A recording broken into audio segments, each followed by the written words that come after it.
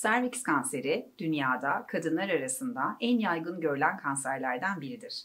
Aşılar, erken teşhis ve tarama yöntemleriyle önlenebilir bir hastalıktır. Bu nedenle bu konu hakkında bilgi sahibi olmak, farkındalık yaratmak ve bilinçli hareket etmek çok önemlidir. Serviks kanseri, Human Papillomavirüs yani HPV dediğimiz bir virüsün etkisiyle gelişir.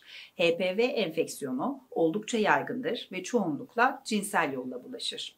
Genellikle vücut bu enfeksiyonu kendisi temizler fakat bazı durumlarda rahim ağzındaki hücrelere yerleşerek ilerleyen zamanlarda da rahim kanserine sebebiyet verebilir.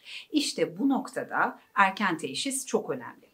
Özellikle Pap smear testi ve HPV tarama testleri serviks kanserinin erken belirtilerini tespit etmede en etkili yöntemlerden biridir. 21 yaşından itibaren yapılan düzenli tarama testleri serviks kanserinden korunmada çok önemlidir. Önemli olan bir başka şey ise HPV aşısıdır.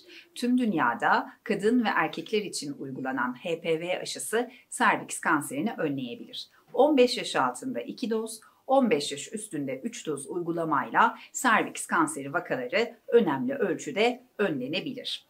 Özellikle düzensiz vajinal kanama, cinsel ilişki sırasında ve sonrasında kanama, pelvik bölgede ağrı ve inatçı kronikleşen ve olağan dışı bir vajinal akıntı durumlarında mutlaka kadın doğum uzmanınıza başvurunuz ve tarama yöntemlerini isteyiniz.